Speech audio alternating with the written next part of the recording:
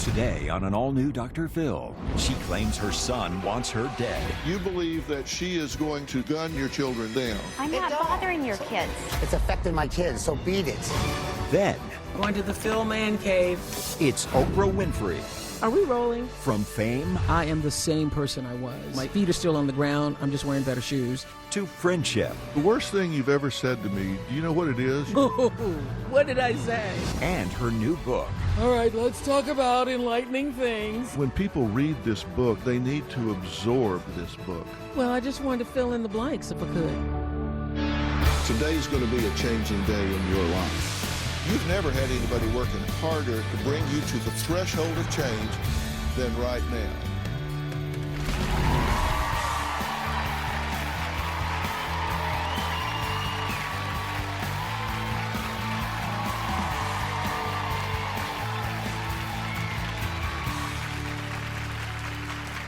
Well, 43-year-old Jason says he grew up living in a high-class life, jetting off on international trips on private jets, and enjoying family vacations on stunning beaches. Jason says money was no object because he claims his late grandfather owned a string of hotels and was worth around 80 million bucks. His mother, Patty, says she spent hundreds of thousands of dollars giving Jason everything he wanted. So what does he want now? Well, according to Patty, Jason wants her dead. He wants her dead and buried alongside her father in this grave. And if that doesn't work out, Jason says he hopes his fourth attempt at a restraining order against his vindictive, manipulative, evil, and corrupt mother will finally be granted. He wants it to keep her out of his two daughters' lives forever. So what went so wrong?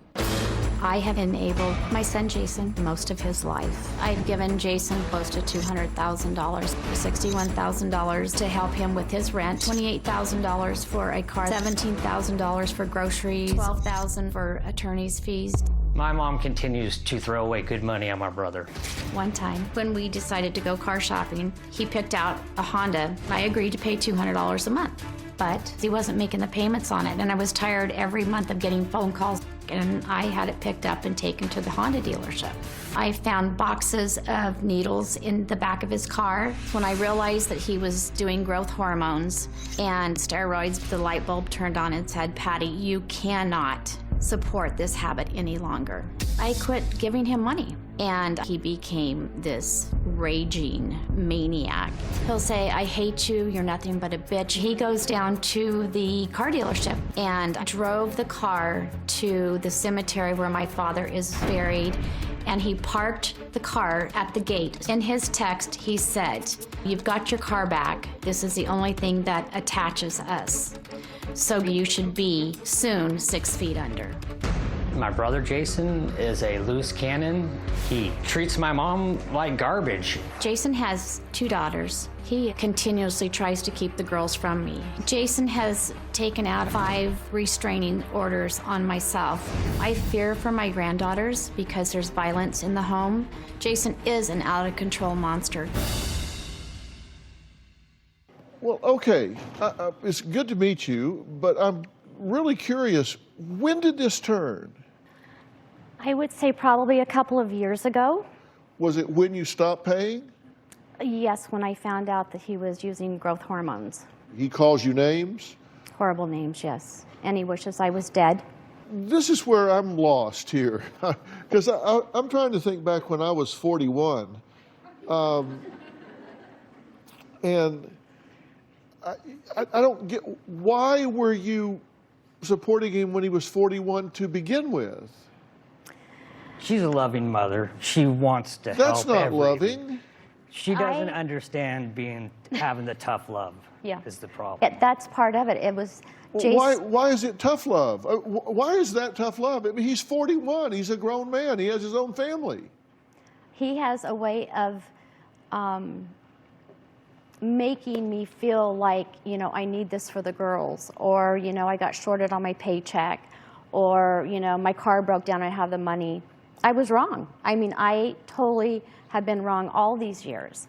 And when he told me about the steroid or the growth hormones, that's when I said, a light bulb went on, and it's like, this is done. I'm over. I'm tired of sacrificing my life to help you do drugs.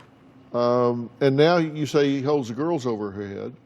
So that's emotional extortion. I mean, that's just the attempt to manipulate or control someone. Absolutely. Using their emotional connection. And in this case, it's his children. Right. I'll hold them over here. You do what I want. You don't ever see them again. That's Right. exactly So right. he's got hostages. Yes. And if you want to release the hostages, you do what I want. If you don't, That's you don't right. get to see them. Yes. So he's manipulating you that way. Yes. And he has manipulated me most of his life, Yeah. and I didn't realize it. And so now you've stopped. Yes. You don't let him do that anymore. No. So he's throwing a tantrum. Yes. Yes. I'm sure he has an excuse for that. Oh, I'm sure. Absolutely. Yes. Well, we're going to Yes. find out what it is, because we're Yes. going to meet Jason. He says his mother, Patty, is a rotten, corrupt old lady who just needs to move on. This really, it's got to be more than what meets the eye. So we're going to hear from him. We're going to see what his explanation is. Maybe I'll understand him better. We'll be right back.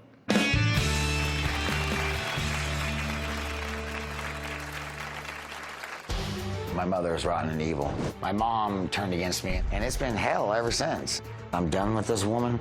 I hate her. I wish she was dead. My brother Brandon, he's spoiled. I want to kill him. I am scared of Jason. One incident, Jason got in my face, clenched his fist like he was going to hit me. I have zero relationship with my brother. I had to cut him out because he is crazy. In 2004, Jason and I were working together on a roof, and his anger got to the point to where I had to hold a active nail gun to his chest because I was afraid he was going to throw me off the roof. Well, Jason says he does not want a relationship with his vindictive mother, Patty, and as much as he's tried to block her out of his life, she just won't leave him alone. My mom is destroying my life. My mother is rotten and evil. She is vindictive. In 2014, I was having a lot of marriage problems. My mom turned against me, and it's been hell ever since. There is a certain point my month are coming off. I don't got the money she got. She got money from my grandpa. With Patty, it's all about control. My mom agreed to pay $200 a month on my car. My mom just stopped paying for the car. I went to the parking lot, and my car was gone. And my mom had it towed. She's a sick woman. I don't believe a word that comes out of her mouth. One time, she said, Jason, I'm putting insurance on the car. Then I hit an antelope at 80 miles an hour. It was like $3,800 worth of damage. My mom finally called me. I said, I thought you would put insurance on it. She's like, no, you're just gonna have to drive it like that, so figure it out. I'm done with this woman. I hate her. I took my car to my grandpa's grave, and then I sent her the email. I said, I'm tired of waiting for you to be a mom, so I left the last piece that links us together, and I left it at the last place that I thought you would be, Grandpa's gravesite. I just want her dead. I have 2 daughters. I don't want my kids to see this chaos anymore. I have tried for 3 years now to get a restraining order against my mom, and now I'm on number 5. I think my mother is a danger to my daughters. I wish she was dead. My brother Brandon, he's spoiled. He hasn't had a job in 4 years. My brother disrespected my girlfriend, Stephanie. He sent a text message to Stephanie saying she's a whore and a homewrecker. I want to kill him. You've been listening to what we've been talking about so far? Yeah. What do you have to add? I was going through a divorce. My mom stayed with me and goes, I get it, okay, and I'll help you get out of this situation. So she helped me on my lease for the apartment, went out to get a car, and she's like, listen, I'll pay $200 of your car too and help you. So I moved into this apartment, had my kids, everything was great, and then all of a sudden one day it's like I get home and there's a notice on my door that says you gotta move out. I'm okay with it, but it's affecting my kids. Well, you're 43. Yep. If I didn't know your age and I read the things you were saying here, I would think you were 16. Okay. You said, I hate her. Mm-hmm. She's rotten. Mm-hmm. I wish she was dead. Mm-hmm. said you'd kill your brother. You wish she was dead. Yeah, for There's disrespect, several for emails and text messages as disrespecting well. my girlfriend and never even met her. You better believe it. Yeah, it's pretty rotten. Why are you so jealous of everybody else's situation? I don't even know why you're here. I haven't even seen you in over 3 years, bro. Didn't I talk to you a couple months ago when you were I complaining just got about some Mom? emails and text messages from you a couple days ago out of the blue, yeah. So I'm just saying. I don't What's your understand, point? Because anything he says is from her, and I just don't get why he's even here trying to point fingers at anything. What have I asked you for I the last 2 received a years? restraining order a week ago. I received 10 emails from him from the time he filed the restraining order. So that was him contacting me. And he keeps contacting, even though he says he wants us out of his Yeah, life. he- But we it's still get the continuous. messages. You filed a restraining order. You say, Patty, Yep. that she is addicted to heavy narcotics, is very mentally unstable, and owns many weapons. I feel my children's lives are in grave danger. So you've represented to the court that this is a drug addict that is armed to the teeth, and you feel that she could come and shoot and kill you and your children. Well, I wouldn't say that she would shoot and kill, but she No, is. you did say. You said she's addicted to heavy narcotics, is Right. very mentally ill, owns many weapons. I feel my life and my children's lives are in grave danger. Well, many weapons, I know she owns one gun, so I don't know that the many weapons, but I do know she owns a gun, and she does carry it. Yeah. So you believe that she is going to stalk and gun y'all down? But she's crazy. Look at her. I mean, why would you want to? I mean, I don't know.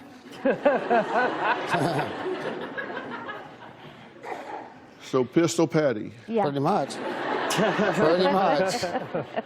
No, I'm trying to find out where reality stops and just anger impulse begins if you honestly believe this woman is a risk for gunning your daughters down. Okay, maybe not.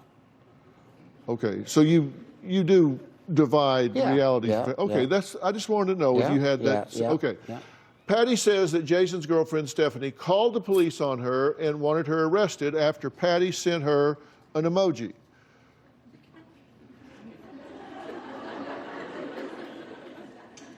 Is that right? That's 100% right. Well, I want to see this emoji, and we're going to meet Stephanie next. We'll be right back.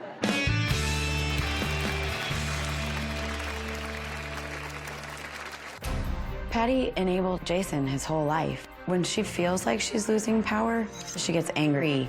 I think Patty is doing all of this because she wants control of Jason.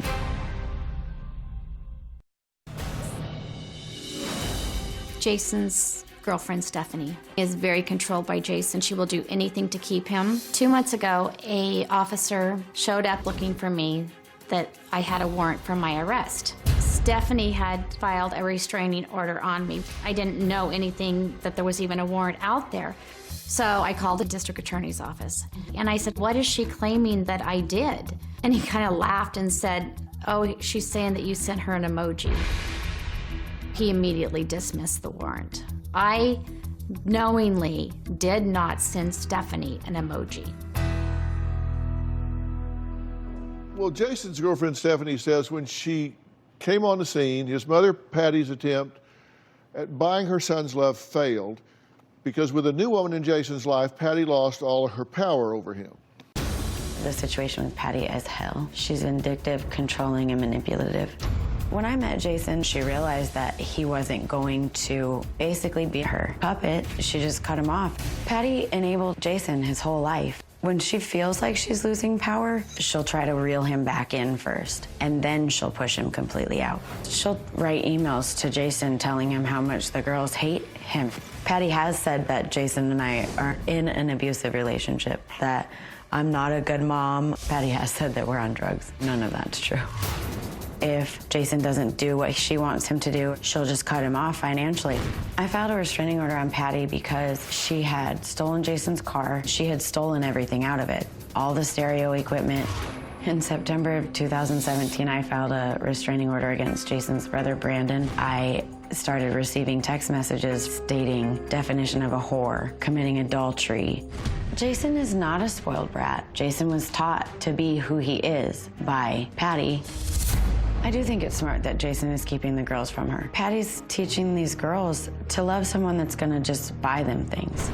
I think Patty is doing all of this because she wants control of Jason. Patty tries to make Jason out to be a monster, and he's far from a monster.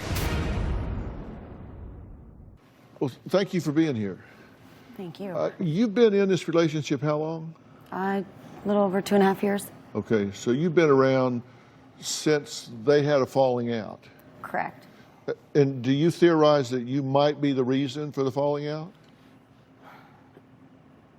Possibly. I do think it's part of the reason. You said he's not spoiled. You From know, the outside looking in, Jason is spoiled and has been spoiled. From his perspective, that's how he was raised. but you that said was he's not, normal to him. but he's really not spoiled. No, no, I think he grew accustomed to the lifestyle that his family showed him to. But you know, he disagrees with you. Saying that he was spoiled? Yeah, because you say you are spoiled. In fact, you're mad at her because you said she didn't teach you how to live, how to be competent and do the things you need to do in life. I'm not going to blame her. I'll take No, you did blame her. Okay, then I do, but I'm sitting here saying that I got to do whatever I got to do to, I guess, fix it. Are you taking steroids? You know, I have, and yeah, I do. I take about maybe a shot every week. I do, yep. Yeah. About a cc. And has it affected you? You know, I mean, Dr. Phil, I've been around it. This is another thing I don't get at. Okay, I've been around it since I was 10 years old, and you know this, and both of you know this. It's no, my kids, I just don't get where it's that big of a deal. Do I look like a monster? I mean, I had to lock myself in the bedroom, come and break the windows and try to beat me up daily. So as a child, I had to call my friend's mom to call the police to come over because the windows were being broken. Yeah.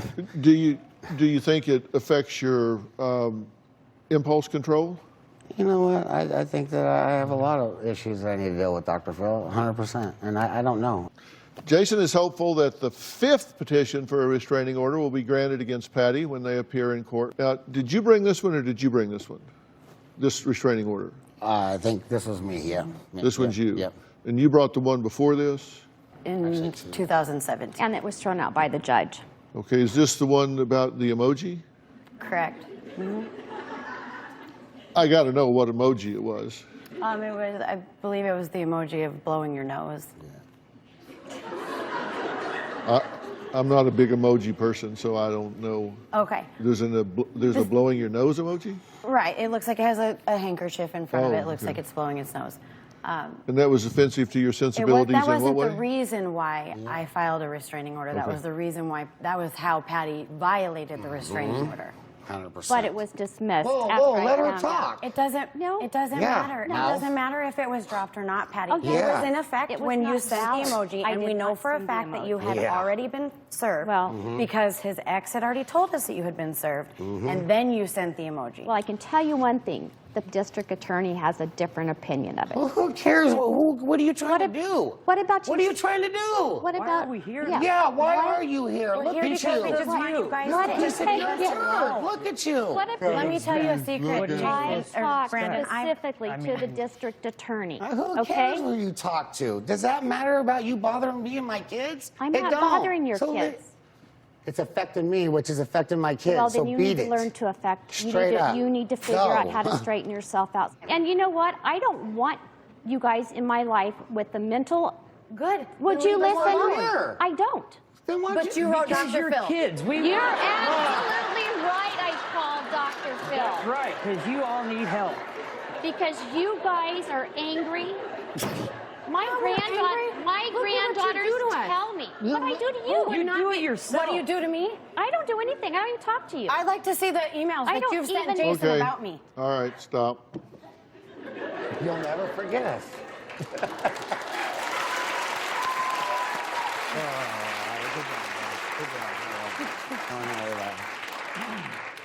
Well, Jason's 13-year-old daughter wrote me a letter because she wanted me to know how all of this chaos is affecting her. Absolutely. We'll take a look at that letter next.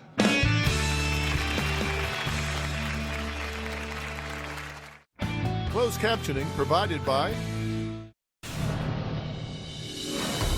I don't feel that Jason is mentally stable. His anger issues are affecting his children. My daughter decided to write a letter to Dr. Phil. I'm always some way getting dragged into the situation. It makes me sad because our family is always fighting. This is sick to put my daughter through. That's why I'm here, because it's not fair for any kid to go through this. I have some excerpts from a letter to me from Jason's daughter. She says, these are just some excerpts. Unfortunately, I know everything that has been going on the past 3 years between my dad and Nana. There's no way to cover or hide the situation that goes on. I'm always some way getting dragged into the situation. It makes me sad because our family is always fighting. I wanted to write this to you because I hate the fighting. So if you could please fix their relationship, I think it would be a big relief. Thank you.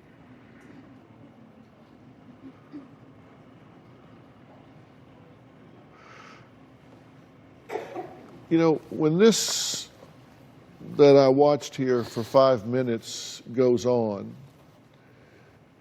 one thing I know about it for sure is that the children pick up the tab for that. They do. They pay the price. They pay the price.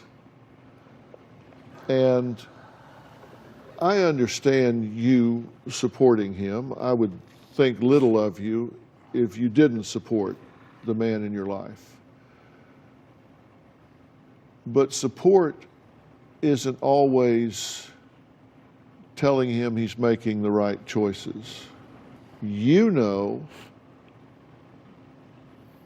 because I just got here and know that he has problems with impulse control. You know that he has problems with emotionality and immaturity. And you're just enraged at your mother. You want her dead. You want her dead. Do you think that's becoming to you? Do you think that's flattering to you to be saying that you wish your mother was dead? No, I don't. But I think that there comes a point in time after 3 years, it's not a joke. When you're 43 years old and you've given that much power away to a parent, something's wrong with you, not the parent.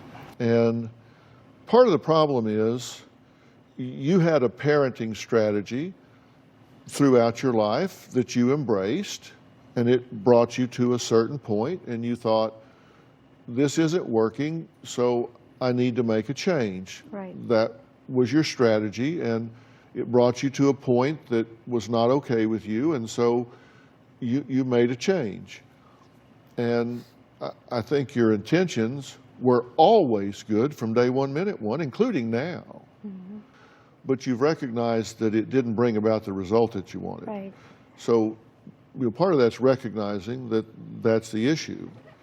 And you're saying, I was part of this family, and we had a culture. We had a family culture, and I grew up in that culture, and I learned certain things. I had certain entitlements, and I grew up with those, and then that changed pretty radically without any preparation for how to replace those entitlements with creating my own currencies. And so it left me kind of like in shock a bit. And so I don't have all the coping strategies that I need to fill the void that was created when these strategies changed. And so out of frustration, I get really angry and I start blaming her, like, you raised me, and then you criticize who I turned out to be. So what do we do from there? I'm going to tell you when we come back.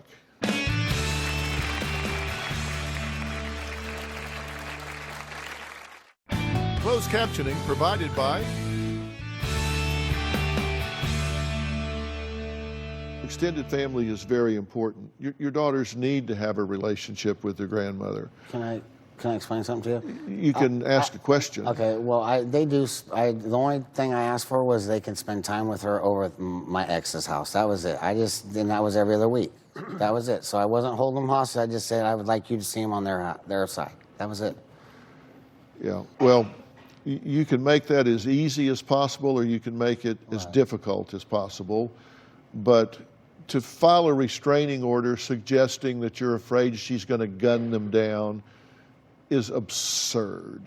I'm a pretty good judge of people, and I'm willing to bet that she's not going to gun her grandchildren down. So I think you're fairly safe there. I think as a good faith gesture, you should withdraw that. And I think you should let me bring in a very sophisticated family dynamicist, a family therapist here that could start setting up some rules and guidelines to start building this family back a step at a time. I'm not suggesting that you all go spend 2 weeks in Aspen, snowed into a cabin. We might find body parts all over the place by the end of the first weekend, but I do think if we start taking steps, respecting each other's boundaries and respecting each other's right to have attitudes and opinions, and we just require ourselves to not say anything designed to inflict pain, to not call names, to not make allegations and insinuations just for the purpose of inflicting pain, and that we just do things a step at a time, I think that it's very likely that we can bring back some peace here if we're willing to start with a fresh slate and a spirit of forgiveness. I will provide that help if you will participate in that. Will you do that? Absolutely. Will you do that? Yes, sir. Will you do that? Yes, and you can help me. You can help me with this. Yeah. Because you got some objectivity. Because you're fresh here. Mm-hmm. You're not battle weary like they are. So you can be a help here.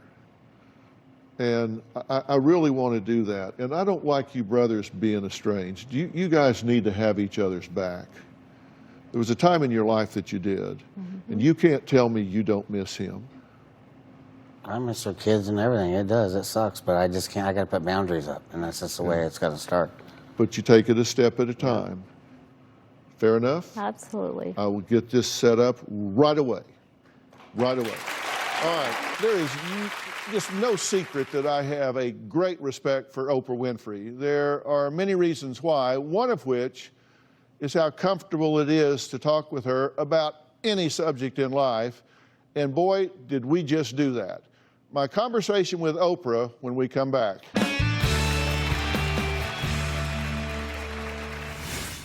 Going to the Phil Man Cave. Whoa, we do nothing small. Hey, the dude's here. Are we rolling? Now, if anyone has the natural skill of guiding people down the right path, it is my dear friend Oprah Winfrey. Oprah's new book, The Path Made Clear, features great anecdotes from people like Brene Brown, Lin-Manuel Miranda, and hip-hop business mogul Jay-Z. As is second nature for Oprah, she organically digs deep and finds the meaningful lessons to be learned from their life stories. Now, it is a great read. I always have fun hanging out with Oprah, and she joined me on my podcast, Fill in the Blanks, which is available right now, to talk about the book and reveal how she found her true purpose in life. I know a lot about her story, and we actually talked about some things that we've never talked about, even though we've known each other for over 20 years and have been dear friends for a long, long time. Here's an exclusive first look at our interview. Are we rolling? Oh, good. How are you? Good to be here with you in the Fill in the Blank studio. Thanks for doing this. Yeah. You know, I've had so many people tell me that they used to come home from school in the 5th grade, and their mother would say, "You have to be quiet. Dr. Phil and Oprah are on." Yeah. And now they're here on the show with their 5th or 6th graders, and it's come a full generation. Yeah, I know. Because it's 23 years since you and I were on. 5 years plus 17, 23 years. It's so rewarding for me to run into people all the time. I just was someplace, a girl started crying, and she said, you don't know. And I go, yeah, I do. So you came home from school, and your mom wasn't home, and you were a latchkey kid, and you watched the Oprah show every day, 4 o'clock. And then she's like, yes, I did. And so I go, so I raised you. I helped raise you, right? Exactly. I have a bunch of youngins out there I helped raise. Yeah. Helped raise you. Did I do a good job? And she says, yes. So I find that to be one of the greatest rewards of the work that I was able to do for those 25 years and now continue to do. Well, you said something interesting in the book. On August 14th of 1978 was my first day working on a Baltimore talk show called People Are Talking. Yeah. It was also the last day I had a job. Yeah. I was unceremoniously demoted, and it was the day I experienced the first spark of what it means to become fully alive. Yeah, I remember that just like it was yesterday. Has life got you down in the dumps? Could you use a spiritual uplift? Get it from the ever-popular Reverend Bob Harrington. He's got the key to happiness and success, and you can get it, too, on Mondays People Are Talking. I was hooked after the first day, and I hadn't had a job since. Can you believe that we started at a time which was the most tumultuous in my life, and now I think of it like it's been over 20 years. Right. But it was such a big thing at the time, going through trial. A joyful Oprah Winfrey emerged from the courthouse in Amarillo, Texas today. Jury found the talk show host not liable in the beef defamation suit that has kept her in the Lone Star State for over a month. I will continue to use my voice. Big revelation to me was that everybody goes through trials in their life. So now I'm on trial. And something about that just was very calming to me. You are the best witness I have ever had in all the litigation I've ever seen, because you were so calm at the center. The louder and more animated the calmer you became. Yes, that is true. And they didn't know what to do. I was a little crazy in the beginning, eating a lot of pie. Yeah, we sat on the floor and ate some pie. We ate a lot of pie. I thought I could solve the problem eating pie, but actually it was during that time that I recognized in our car rides back and forth to court. And I remember thinking, wow, who are you? Who is this dude? Yeah. And I remember the first time asking you to come on the Oprah show, and you were your usual frank self. The reaction from the audience was like, who is this guy? Oprah's sitting there with this guy and letting him, he's just saying whatever he wants to say. He's running all over. And I said, yeah, don't take it down. Turn it up. You can do the wrong thing for 10 years, and it doesn't equal the right thing for one day. Ooh, that's good, Phil.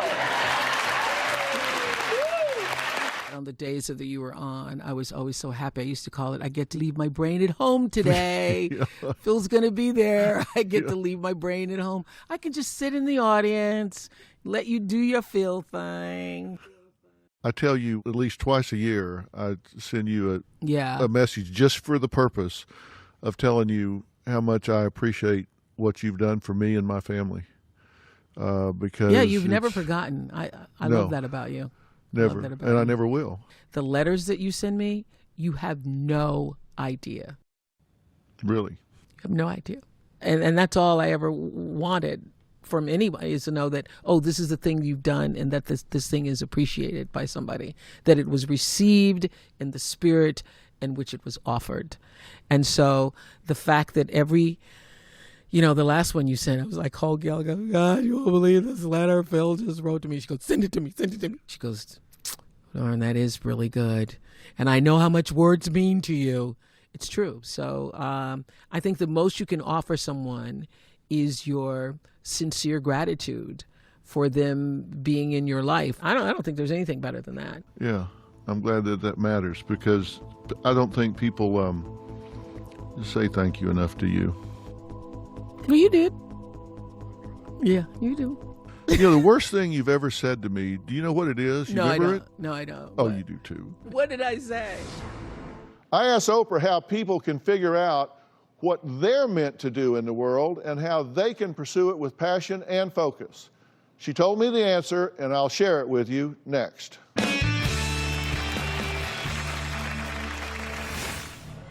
thing that I am actually most proud of is that I am the same person I was. My feet are still on the ground. I'm just wearing better shoes. Closed captioning provided by... Everyone has a purpose, and according to Oprah, your real job in life is to figure out as soon as possible what that is, who you are meant to be, and to begin to honor your calling in the best way possible. Now that's classic wisdom, put the way only Oprah knows how to. And when she joined me on my podcast, Fill in the Blanks, she had plenty more revealing insights just like that one to share. Take a look. You know, the worst thing you've ever said to me, do you know what it is? No, I don't. We're at the Tina Turner concert. We're in the front row, right? Yeah. And I love Tina Turner. And we're about an hour into the concert. I feel a tap on my shoulder. And? I said, yeah, what? She said, what concert are you watching? I said, what? She said, what concert are you watching? I'm clapping and tapping my foot, and it's like I'm so offbeat. So offbeat in another arena, not in this one. You're not in this one. You know, you and Robin look like backup singers. I do remember that. That was a fun night, though. You said you don't believe in coincidences, so what do you believe in? I believe that there's preparation meeting the moment of opportunity. And I can say that is true for my life. I can say it's true certainly for what I saw in your life. People may say, oh my gosh, it's lucky that Oprah Winfrey, that you had that trial. It wouldn't have been lucky had you not been ready. And so the same thing is true for me in that moment and anybody else who's listening to us right now. The opportunity shows up, but if you're not prepared in that moment, then there's no such thing as luck. Yeah, I think you got to seize the moments for sure. And I have a strong belief, and I think most people don't agree with what I'm getting ready to say, but I don't think crises or disasters create heroes. I think they reveal who the heroes are or who the cowards are. Yeah. They were just revealed by the circumstance. The same thing is true for fame, though. The thing that I am actually most proud of is that I am the same person I was. My feet are still on the ground. I'm just wearing better shoes. Because what fame does, what the attention does, is it puts a magnifying glass so you get to see who the person really is. Yeah. So you actually just become more of who you are. I have another question for you about the book. You said life is about growth and change, and when you are no longer doing either, you've received your first whisper. This is in chapter 3, which is about whispers. How do you know the difference between growth and change? Well, I think you know the difference by the way you feel. So I would have to say the moment you stop growing into new discoveries, a new way of seeing things, a new way of creating things, that's the first whisper that you need to do something to change. When you feel stuck or you feel bored, if you feel bored, then that is a signal, a whisper to you that something needs to change. People really need to get this book and put it by their bedside and read themselves to sleep at night, right? Yeah. Have you taken the time along the way to stop and look around from time to time and go, wow, what a ride? Mm-hmm. Yeah. I have, and I think it's not like what we do or have done changes the world, but it certainly changed the narrative. Everybody who's ever watched a show and decided, I'm going to leave my abusive husband. Everybody who said, I'm going to get on a better diet. I'm going to go get my blood pressure checked. It's everybody who said, I'm not going to hit my kids anymore. And that is your legacy. Yeah. It's every life you've touched. I don't have any kind of regrets about it at all. I just think, what an amazing life. Thanks for coming over and doing this. Well, I just wanted to fill in the blanks if I could. You have. You filled in the blanks. Oprah's new book, The Path Made Clear, Discovering Your Life's Direction and Purpose, is available right now. It is an amazing, insightful read to help you realize your true calling and start living the life you've always strove for. It truly could be a game changer for you, because if anyone is living their purpose in life, it's got to be Oprah. You can listen to the full interview with Oprah right now on my podcast, Fill in the Blanks. Now, I also have a new podcast series, Analysis of Murder by Dr. Phil. Now, both of these are free, and you can find them on the Apple Podcast app.